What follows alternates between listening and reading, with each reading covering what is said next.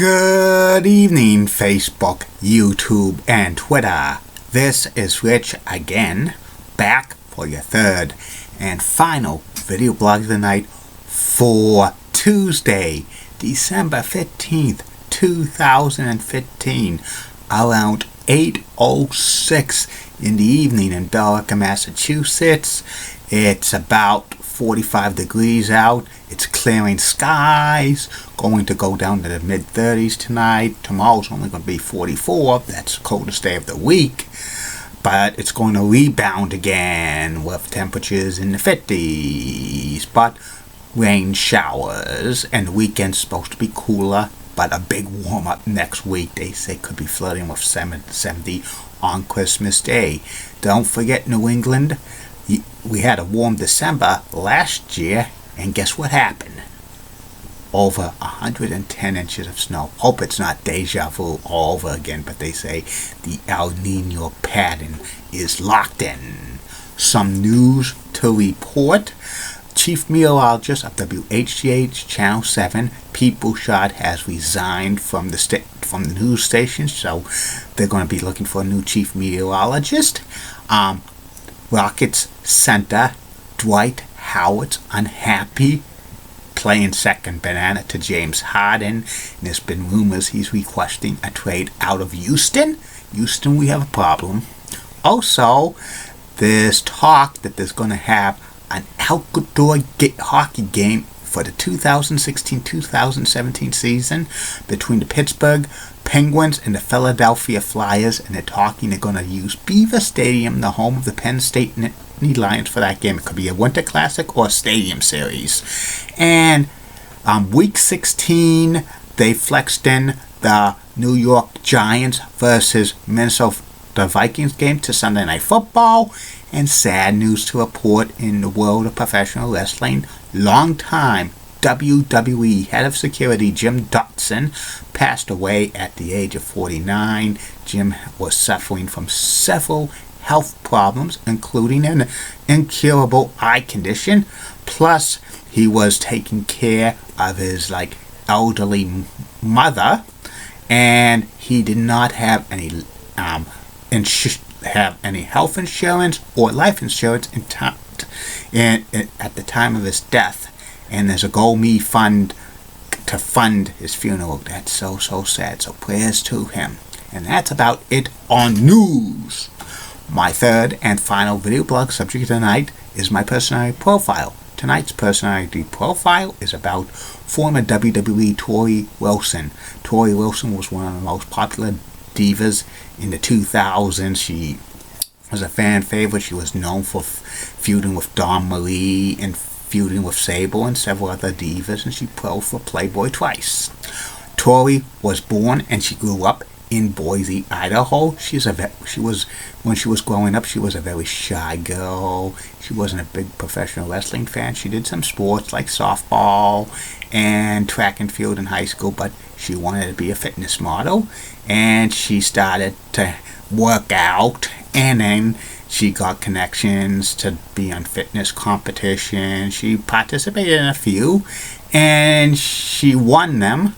And eventually, she went to Hollywood to become an actress and stuff.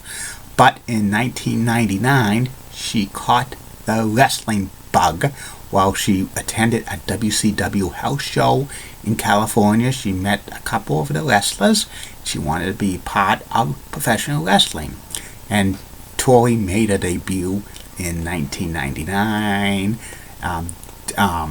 by brainwashing David Flair to turn on his father Ric Flair and join the NWO. Torrie Wilson was known.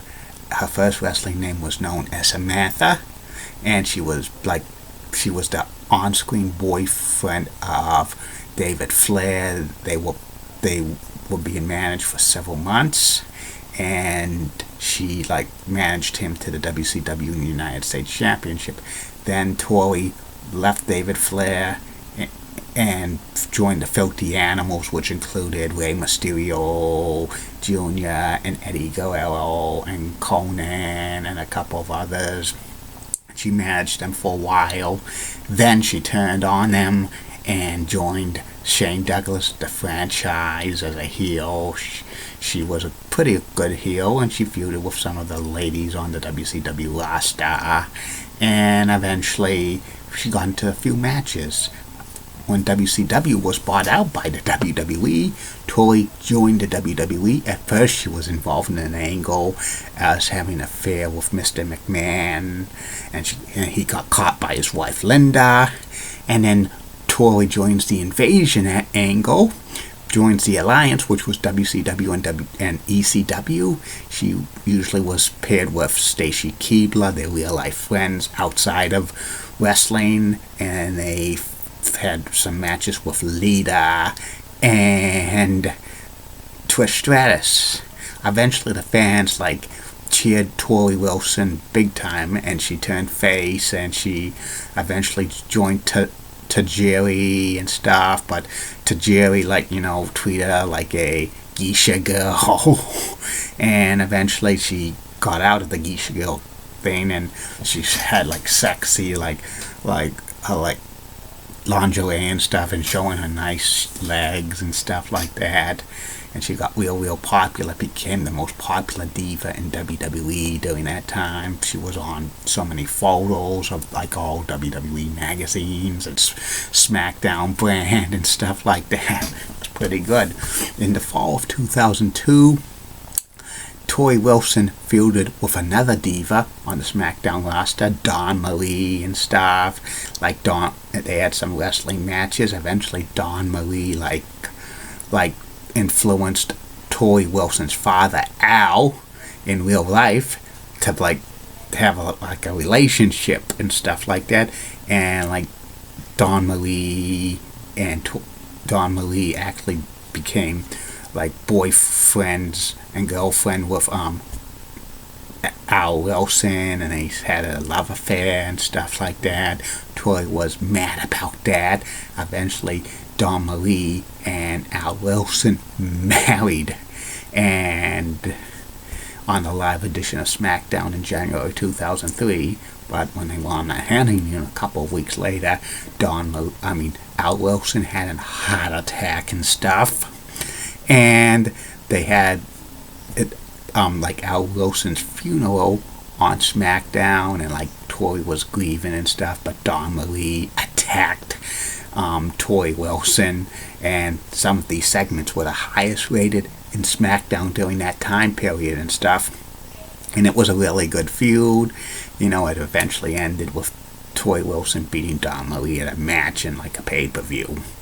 And then Torrie Wilson poses for Playboy before WrestleMania 19 and stuff, and she and Stacy Keibler get involved with the Catfight Girls of Budweiser commercials, which was pretty funny for WrestleMania 19. They were supposed to have a match, but it was canceled because they threw Coach Jonathan Coachman and stuff. Then Torrie Wilson feuds with Sable and stuff, who came back to the WWE, and they had a long-running feud and stuff.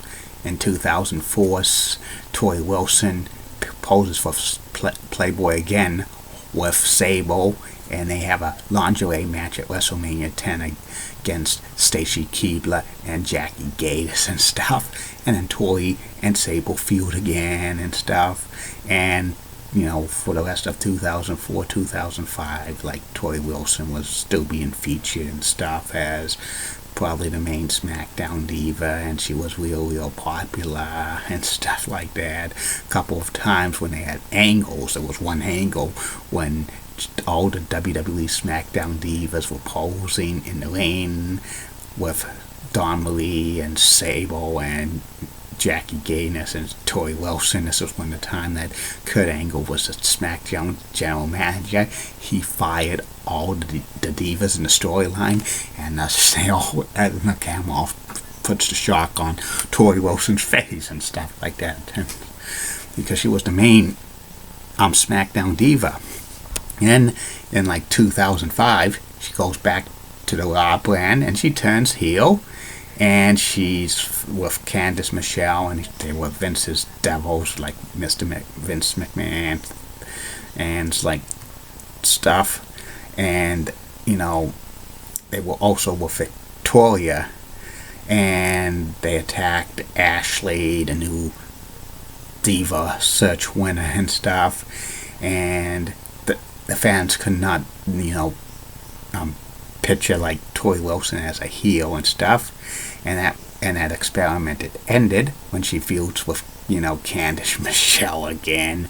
Was very good. Then she goes back to SmackDown Brown briefly, and then she's managed Carlito for a time and stuff, and she still goes in the ring from time to time. In 2007 at Survivor Series, she suffers a back injury in like a Divas elimination match, and she misses some time, but in like March of 2008 she doesn't appear at WrestleMania 24, and she's released soon afterwards from WWE contract. That shocked a lot of people, but she